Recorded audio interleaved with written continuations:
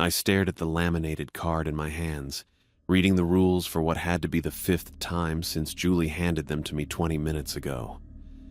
The fluorescent lights overhead buzzed like angry wasps, and the whole place smelled like industrial cleaner mixed with something I couldn't quite identify. "So these are real?" I asked Keith, who was crouched next to me sorting through boxes of phone chargers. "Like actual safety protocols?" He glanced up from the inventory sheet he'd been scribbling on. "What do you mean?" I held up the card. "Rule number 1 literally says you're dead. That's not exactly standard workplace safety material." Keith's pen stopped moving. For a second, something flickered across his face. Not confusion, but something sharper, almost like panic. Then he shrugged and went back to his counting. "Julie's got a weird sense of humor, I guess. Don't overthink it." But the way he said it didn't match the way his shoulders had tensed up. I'd gotten pretty good at reading people during my 2 years of bouncing between retail jobs, and Keith was definitely not telling me something. "Have you actually seen these rules before?" I pressed. "Nope." He didn't look up this time. "First night seeing them, same as you." Which was weird, because when Julie introduced us earlier, she'd talked to Keith like they'd worked together for months. She'd asked him about the usual sections and mentioned something about him knowing the routine better than anyone. Now he was claiming he'd never seen the basic safety rules. I decided to let it slide for now.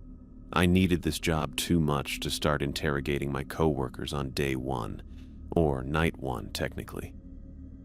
Keith stood up and grabbed a box of Bluetooth speakers. "Come on, I'll show you where these go. The storage system back here is kind of complicated."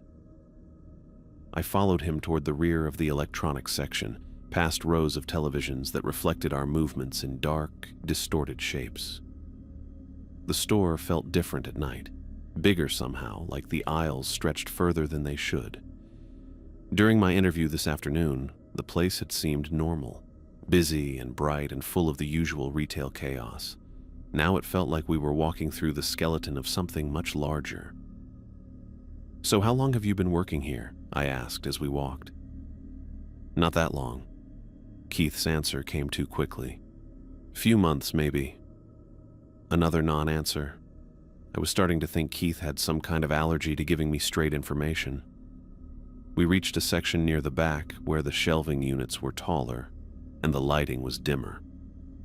Keith set down his box and pointed to a metal door marked "Storage, Authorized Personnel Only." "Most of the overstock is back there," he said, pulling out a key card.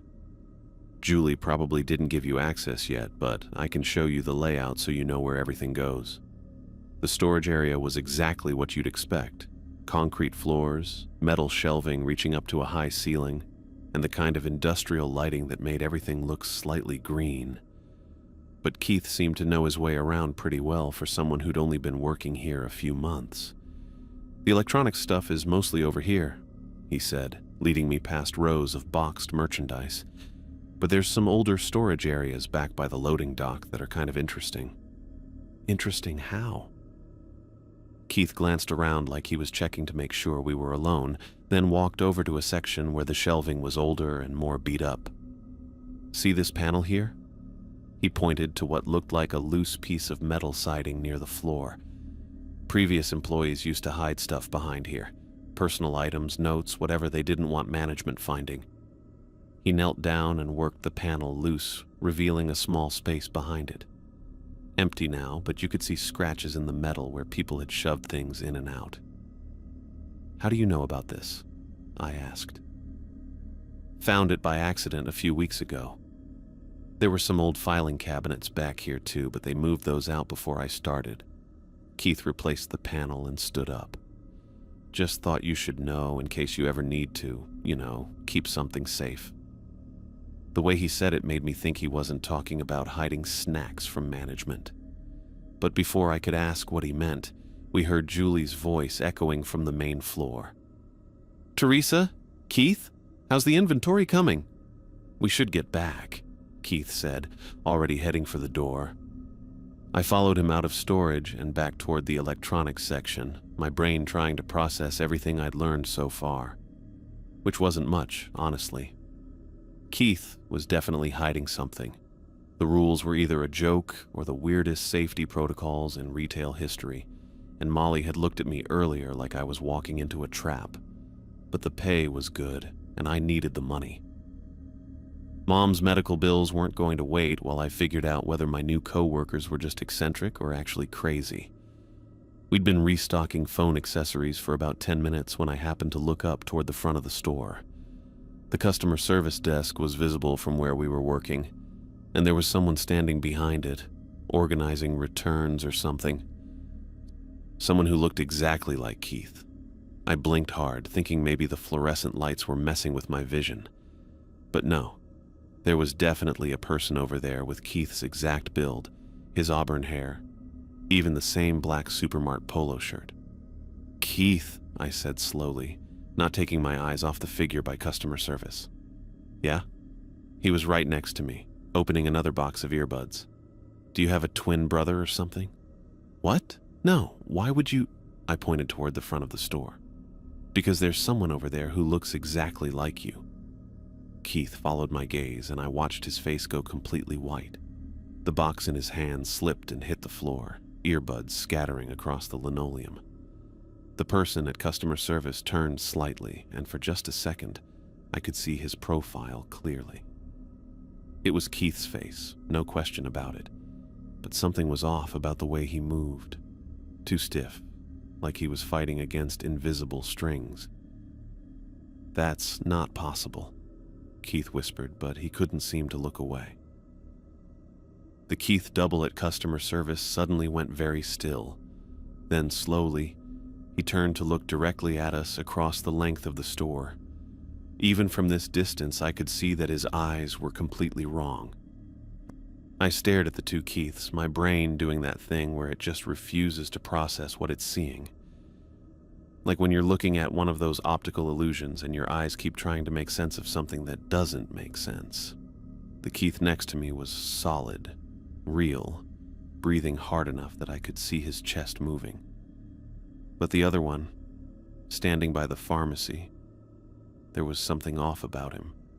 He looked like Keith if Keith had been filmed through old glass, slightly blurred around the edges, and the way he moved, too smooth, like he was gliding instead of walking. "That's not possible," Keith whispered again, and his voice cracked on the last word. I kept staring at the distant figure. "Keith, why does that look exactly like you?"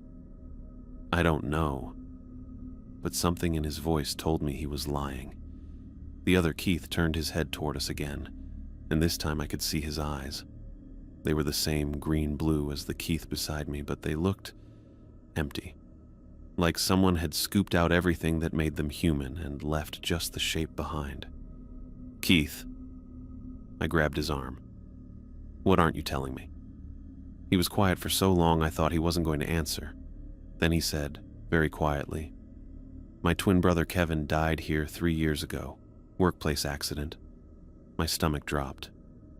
"Your twin brother?" "Yeah." He ran a hand through his hair, making it stick up at weird angles. "I took this job because I wanted to understand what happened. The official report didn't make sense, and my parents, they just wanted to move on. But I couldn't."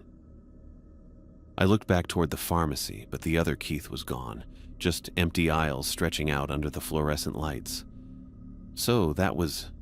I don't know what that was." Keith's voice was tight. "But Kevin's been dead for 3 years. I went to his funeral. I helped carry his coffin." The way he said it made my chest hurt. I'd never lost anyone that close to me, but I could hear the grief in his voice, raw and unhealed even after all this time. "The first rule," I said slowly. "Keith Nelson is dead. Kevin Nelson." He looked at me with those tired eyes. "We're both Keith Nelson. Keith Kevin Nelson and Keith Michael Nelson. Our parents thought it was cute. Jesus." "Yeah." He picked up the package he'd dropped and started opening it again, but his hands were shaking. "So now you know why I'm really here, and why Julie looked at me like that when she read the rules." I pulled the laminated card out of my pocket and read the first rule again. Keith Nelson is dead. Do not acknowledge the Keith who works alongside you. But you're not dead, I said. No, but maybe.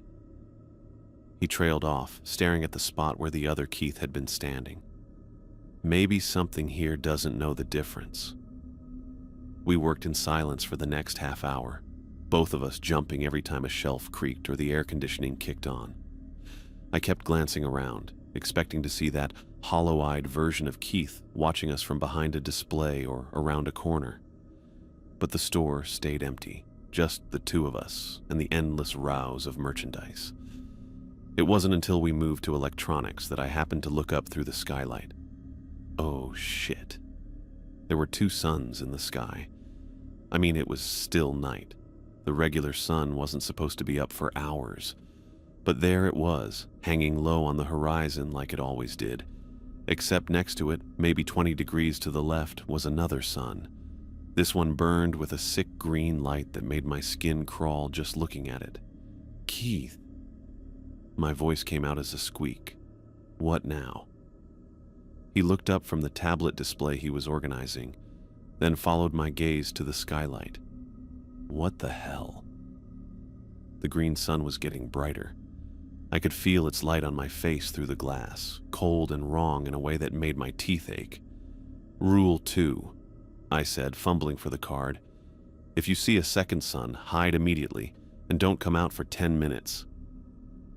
Teresa, that's not real. That can't be real. But even as he said it, the temperature in the store was dropping. I could see my breath starting to fog, and somewhere in the distance, I heard a sound like humming. Not human humming, something deeper and more resonant, like the store itself was vibrating. Fitting room, I said, grabbing Keith's arm. Now. This is insane. Yeah, well, so is seeing two of you, but that happened too. I dragged him toward the small fitting room tucked behind the clothing displays. 10 minutes. That's what the rule says. The fitting room was barely big enough for one person, let alone two. We squeezed inside and I pulled the curtain shut, my heart hammering against my ribs. Keith was pressed against me in the tiny space and I could feel him shaking. This isn't happening, he muttered. People don't just see extra suns. That's not how astronomy works. Yeah, well, people don't usually see dead twins either, but here we are. The humming was getting louder. Through the thin curtain, I could see that green light getting brighter and brighter, casting everything in a sickly glow. And the shadows. God, the shadows were moving. Not like they were being cast by something moving, but like they were alive, stretching and reaching across the floor independent of anything that should have been making them. Keith had gone completely still beside me. Do you see that? The shadows? Yeah. They're moving toward the light. He was right.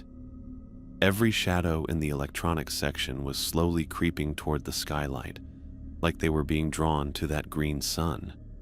Some of them were stretching impossibly long, reaching across entire aisles. I checked my phone. 7 more minutes. The humming was so loud now, it felt like it was coming from inside my skull. The green light pulsed, and with each pulse, the shadows jerked forward another few inches. The temperature kept dropping until I was shivering uncontrollably. Teresa. Keith's voice was barely a whisper. What if the 10 minutes isn't enough? What if we come out and it's still there? Then we stay hidden until it's gone. What if it doesn't go away? I didn't have an answer for that. I just pressed closer to him in the tiny space and watched the shadows creep across the floor like living things. Finally, after what felt like hours, my phone buzzed. 10 minutes. The humming had stopped. The green light was gone, leaving just the normal fluorescent store lighting. The shadows had snapped back to their regular positions, cast by displays and shelving units like shadows were supposed to be. I pushed the curtain aside and stepped out on shaky legs. The store looked normal again, but something was different. The tablet display Keith had been working on was now 3 aisles over, sitting in the middle of the grocery section. A rack of phone cases had somehow ended up in the pharmacy area. It was like someone had picked up random pieces of the store and moved them around while we were hiding. What the hell? Keith stared at the displaced merchandise. I don't know. I was still shaking, partly from cold and partly from adrenaline. But I'm starting to think those rules aren't a joke. That's when I saw Molly standing at the end of the electronics aisle, watching us. She was perfectly still, her pale blue eyes taking in the moved displays, the fitting room we'd just emerged from, our obvious terror. Her expression was unreadable, but there was something in her face that looked almost like recognition, like she'd seen this before. I opened my mouth to say something, but she turned and walked away without a word, disappearing around the corner toward the back of the store. Keith and I stood there in the aftermath, surrounded by merchandise that had somehow rearranged itself, and I realized that whatever was happening here was bigger and stranger than I'd thought possible. And we still had 6 hours left on our shift. I was elbow deep in motor oil bottles when the music started. At first I thought it was just Keith humming under his breath. He'd been doing that nervous thing where he reorganized the same shelf 3 times since we'd moved to automotive. But this wasn't humming. This was actual music, drifting through the store like smoke. Old jazz. The kind my grandmother used to play on Sunday mornings, all brass and melancholy. Do you hear that? I asked, setting down a case of transmission fluid. Keith stopped mid-reach for a spark plug display. Yeah. Where's it coming from? I pulled out the laminated card, scanning until I found what I was looking for. Rule 5. If you hear music playing after midnight, find the source immediately and turn it off. Do not let it play for more than 5 minutes. Why? What happens after 5 minutes? It doesn't say. The music was getting louder, echoing from what seemed like multiple directions at once. But I'm not really in the mood to find out.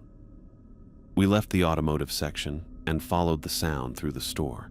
It led us past grocery, past electronics, past the pharmacy where I'd seen that other Keith earlier. The melody seemed to bounce off the walls, making it impossible to pinpoint exactly where it was coming from.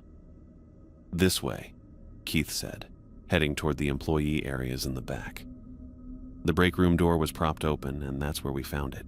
An old radio sitting on the shelf above the microwave, its digital display showing nothing but static. But somehow, impossibly, that haunting jazz tune was pouring out of its speakers. How is it even playing? Keith whispered. There's no station coming through. I stepped toward the radio, reaching up to turn it off. Does it matter? The rule says turn it off, so we turn it off. Teresa, wait. Keith grabbed my wrist, his fingers cold and tight around my arm. He was staring at the corner of the break room, his face pale in the fluorescent light. I followed his gaze and felt my stomach drop. The shadows were moving, not shifting like shadows do when light changes, but actually moving, stretching across the linoleum floor like dark fingers reaching toward the radio. As the music played, they grew longer and darker, creeping up the walls with a purpose that made my skin crawl. Turn it off, Keith said, his voice barely audible over the jazz. Turn it off now. I grabbed the radio and smashed it against the wall as hard as I could. Plastic cracked, circuits scattered, and the music cut off, so abruptly it left my ears ringing. The shadows snapped back to their normal positions like rubber bands, leaving us standing in a break room that suddenly felt way too quiet. Jesus, Keith breathed, letting go of my wrist. Did you see how close they got? I looked at the corner where the shadows had been reaching. There were scorch marks on the wall, thin black lines that definitely hadn't been there before. We need to get out of here, I said. We made it to aisle 12 before either of us spoke again. Keith was leaning against a shelf of breakfast cereals, running his hands through his hair like he was trying to convince himself he was still real. So the rules are definitely not a joke, he said. Yeah, I'm getting that impression. And we still have 4 hours left. I was about to respond when someone cleared their throat behind us. We both spun around to find a man standing between the shelving units, like he'd just materialized out of thin air. He was maybe in his 60s, wearing a worn brown coat that looked like it had seen better decades. His hair was silver white and neatly combed, and his eyes were kind but tired in a way that suggested he'd seen more than his share of strange things. "Excuse me," he said politely, "but I don't suppose you could help me find a wrench." Keith and I looked at each other.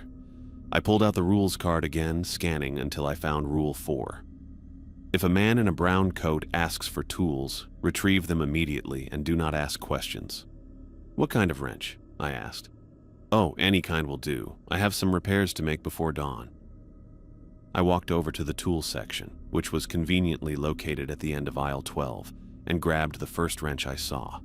When I turned back, the man was still there, waiting patiently with his hands clasped behind his back. "Here you go," I said, holding out the wrench. "Thank you very much." He took it with genuine gratitude, like I'd just done him the biggest favor in the world. "I do appreciate it. These old buildings require so much maintenance, you know." "Sure," I said, even though I had no idea what he was talking about. "Well, I should get back to work. Have a pleasant evening, both of you." He turned and walked around the corner toward the back of the store. Keith and I waited exactly 3 seconds before following him. The aisle was empty. "Where did he go?" Keith whispered. I looked around, but there was nowhere to hide. The aisle stretched straight back to the wall with no side passages or doors. The man in the brown coat had simply vanished. "I don't know," I said. "But look." I pointed up at the overhead lights. All night, half the bulbs in this section had been flickering on and off, casting weird shadows and making everything feel unstable. Now they were all working perfectly, bathing the aisle in steady, warm light. Keith stared up at the fixtures. He fixed the lights, apparently, with a wrench, I guess. We stood there for a moment, processing this latest impossibility. A helpful maintenance man who appeared and disappeared at will, fixing electrical problems with basic tools. After everything else we'd seen tonight, it almost seemed normal. "You know what?" Keith said finally. "I'm not even going to question it. The lights work now. That's good enough for me." I had to agree. In a night full of moving shadows and duplicate people and impossible suns, a mysterious handyman who actually made things better was practically a relief. We walked back toward automotive, passing under the newly repaired lights, and I found myself thinking that maybe some of the weird things happening here weren't necessarily bad. Maybe some of them were just different. But I kept the rules card in my hand anyway, because we still had a long way to go until dawn. I was restocking vitamins when I saw him. A guy in a blue baseball cap moving through the pharmacy section like he was looking for something specific but didn't want anyone to notice. He kept glancing around, checking over his shoulder every few seconds, and there was something about the way he moved that made my stomach clench. "Keith," I whispered, grabbing his arm. "Baseball cap guy. Pharmacy section." Keith looked up from the blood pressure monitors he was organizing. "What about him?" "Rule 5. We need to tell Julie immediately." Keith's face went serious. After everything we'd seen tonight, neither of us was taking chances with the rules anymore. We abandoned our boxes and headed toward the back office, moving quickly but trying not to look like we were running. The office door was cracked open, and I could hear voices inside. Julie's voice, tense and worried, and someone else responding in quiet tones. I knocked softly. "Come in," Julie called. We pushed the door open and found Julie hunched over a bank of security monitors, her face illuminated by the blue glow of multiple screens. Molly was standing beside her, both women looking more stressed than I'd ever seen them. The monitors showed different angles of the store, empty aisles, the pharmacy section, the loading dock. "Julie," I said, "there's a man in a blue baseball cap in the pharmacy section. He's acting really nervous, looking around constantly." Julie's face went completely white. She spun around in her chair and started typing rapidly on the keyboard, switching between camera feeds until she found the right angle. There he was, tall, thin, wearing a dark jacket under the blue cap, moving between the aisles like he was hunting for something. "Oh God," Julie breathed. "Molly, call security, now." Molly was already reaching for the phone. "Should I tell them it's him?" "Yes. Tell them Robert Weber is in the building. Banned individual, potentially dangerous." My blood went cold. "Who's Robert Weber?" Julie was still watching the monitors, tracking the man's movement through the store. "Former employee, fired 3 years ago for inappropriate behavior toward customers, stalking, making threats. He's been banned from the property ever since." Keith stepped closer to the monitors. 3 years ago? Yes. Julie's voice was tight. Right around the time... She trailed off, glancing at Keith with something that looked like guilt. Molly hung up the phone. "Security's on their way. They're coming in through the main entrance." On the monitors, we watched Robert Weber suddenly freeze and look around like he'd sensed something was wrong. Then he started moving faster, heading toward the back of the store.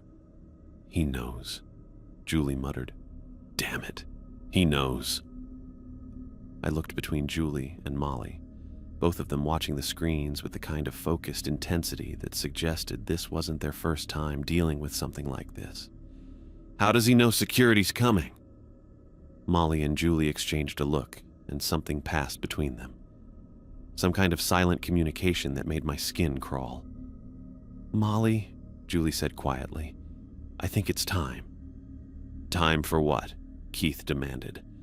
Molly took a deep breath and turned to face us. Her pale blue eyes looked tired, like she'd been carrying something heavy for way too long. "The rules aren't about supernatural stuff," she said. "They're coded warnings about real dangers." The words hit me like a physical blow. "What?" "The ghost Keith you've been seeing, the shadows, the music. Some of that's real, but not the way you think." Molly ran a hand through her blonde hair. "This building sits on an unstable foundation. There are gas leaks, electrical problems, structural issues that cause hallucinations and equipment malfunctions. The city's been trying to get corporate to fix it for years." Keith was staring at her. "But Kevin Nelson died 3 years ago," Molly said softly. "But not from an accident. He discovered that the night crew was being used to cover up corporate crimes. Someone murdered him to keep him quiet." The room went completely silent except for the hum of the monitors. I felt like the floor had dropped out from under me. "Murdered," Keith repeated, his voice barely a whisper. Julie turned away from the monitors to face him. "Kevin found evidence that corporate executives were using the night shift to move stolen merchandise and hide embezzled funds. He was going to report it. 3 days later, he was found dead in the storage area. They called it an accident, said he fell and hit his head, but the injuries didn't match the story. Why didn't anyone tell me?" Keith's hands were clenched into fists. "Because we didn't know if we could trust you," Julie said. "For all we knew, you were working with them. It wasn't until tonight, watching how you reacted to everything, that we realized you genuinely didn't know." I was trying to process all of this, but my brain felt like it was moving through thick mud. "So the rules are my way of trying to keep people safe without explaining the whole truth," Julie finished. "If I told new employees that there were corporate killers using our store to hide evidence, no one would take the job. But if I gave them safety rules disguised as supernatural warnings, they'd follow the protocols without asking too many questions." "The Keith you've been seeing," Molly added, looking at Keith with something like sympathy. "That's probably a combination of the building's effects and your own guilt. But the other stuff, the shadows, the music, the temperature changes, those are real environmental hazards caused by the foundation problems." Keith was shaking his head. "This is insane. You're telling me my brother was murdered and you've been lying to everyone about it?" "We've been trying to gather evidence," Julie said.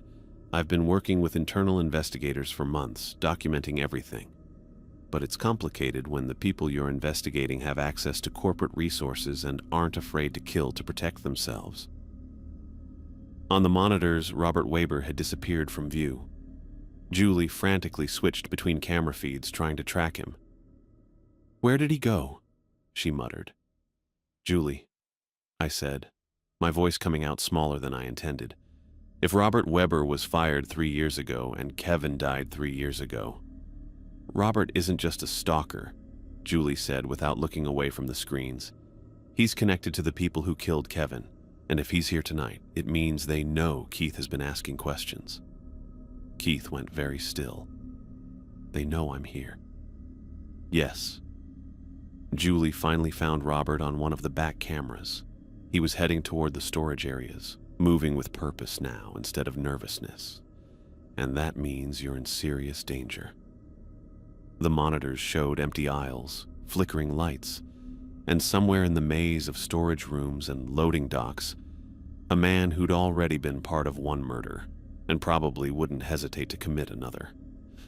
I looked at Keith, whose face had gone pale but determined, and realized our shift had just become about something much more important than following supernatural rules or earning minimum wage. It had become about staying alive long enough to get justice for his brother.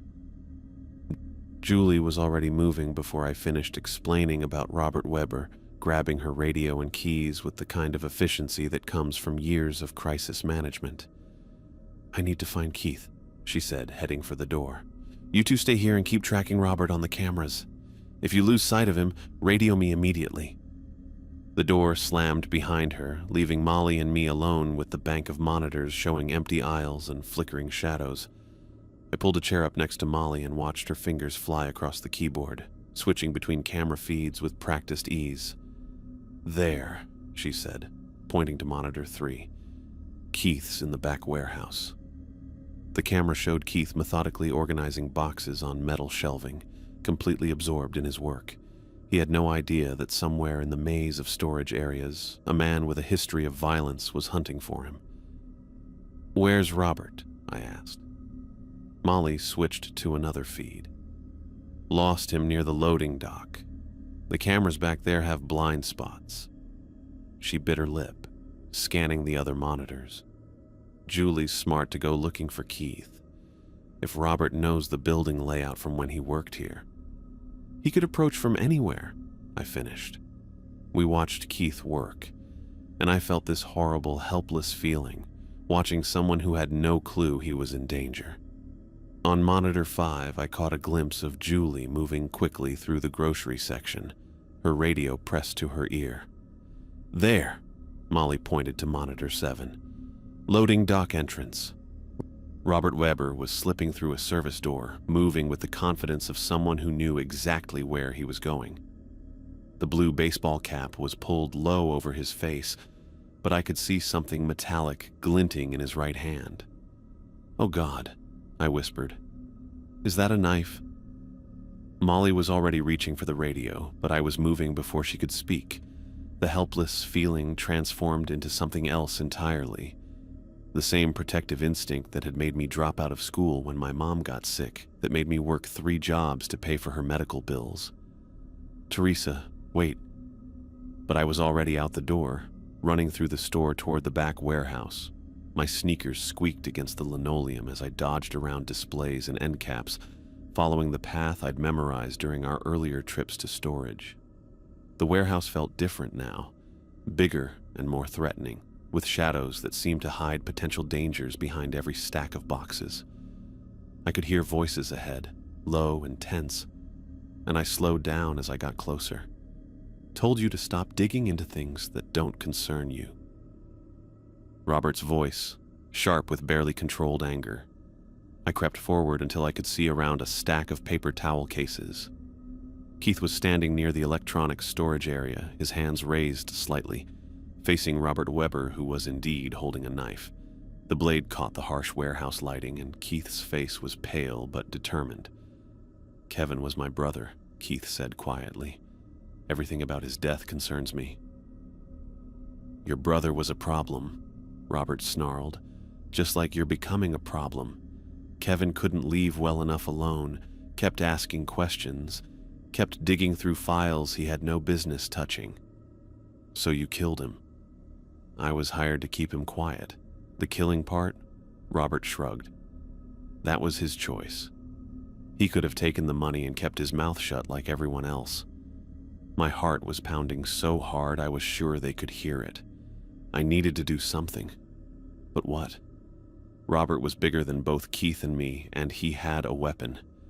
I looked around desperately for anything that might help. That's when I saw it. A red fire alarm pull station mounted on the wall about 10 feet away. "The executives you're working for," Keith was saying. "They're using the night shift to hide embezzled funds, aren't they? Moving stolen merchandise through the store after hours. Smart boy. Too smart for your own good." Robert took a step closer and Keith backed up against the shelving. Just like Kevin, he found the hidden compartment, started copying documents, thought he was going to be some kind of hero. I made my decision. Moving as quietly as possible, I crept toward the fire alarm, staying low behind the stacked merchandise. If I could create enough chaos and noise, maybe Keith could get away. Maybe security would come running. "Where's the compartment?" Keith asked. "Where did Kevin hide the evidence?" Robert laughed, but it wasn't a pleasant sound. "You think I'm going to tell you that? You think I'm stupid enough to—" I yanked the fire alarm. The sound was deafening, a piercing wail that echoed through the warehouse and made everyone freeze for a split second. In that moment of confusion, Keith lunged forward and grabbed Robert's wrist, trying to wrestle the knife away. They crashed into the shelving, sending boxes tumbling to the floor. I ran toward them, not sure what I was going to do, but knowing I couldn't just stand there. Keith was stronger than he looked, but Robert was desperate and vicious, clawing at Keith's face with his free hand while trying to twist the knife toward him. "Get off him!" I shouted, grabbing a heavy box and swinging it at Robert's head. The impact sent him staggering sideways, and Keith managed to slam Robert's wrist against the metal shelving until he dropped the knife. It clattered across the concrete floor, spinning away from all of us. That's when Julie burst through the warehouse entrance with 2 security guards behind her, all of them running toward the sound of the alarm and the shouting. Robert took one look at the approaching reinforcements and tried to bolt, but Keith tackled him from behind, sending them both crashing to the ground. "Stay down!" one of the security guards yelled, pulling out zip-tie restraints. "Robert Weber, you're under arrest for trespassing and assault." As they hauled Robert to his feet, he looked directly at Keith with pure hatred. "You have no idea what you're getting into. The people I work for don't give up. They don't forgive." "Then they can explain that to the police," Julie said coldly, pulling out her phone, "and to the FBI investigators who've been waiting for exactly this kind of evidence." The fire alarm was still wailing, but I could see the first hints of dawn creeping through the high windows of the warehouse. Our shift was almost over, but somehow I knew the real work was just beginning. Keith was staring at the spot where Robert had been standing, his face thoughtful despite everything that had just happened. "He mentioned a hidden compartment," Keith said, "where Kevin hid documents." Julie nodded. "We'll find it. Now that we have Robert in custody, we can search properly." She looked at both of us with something like pride. "You two did good tonight.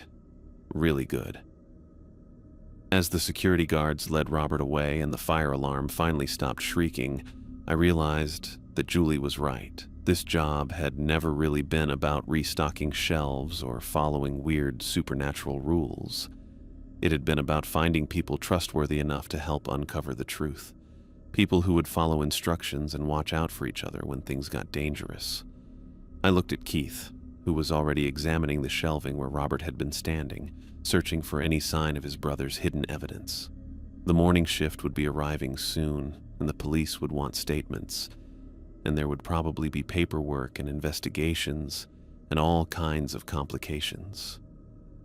But for the first time since I'd started this job, I knew exactly what I was going to do. I was going to keep working nights. Julie needed allies, Keith needed support, and maybe, just maybe, we could make sure this place became safe for everyone who worked here. Besides, after everything we'd been through tonight, regular retail work was going to seem pretty boring.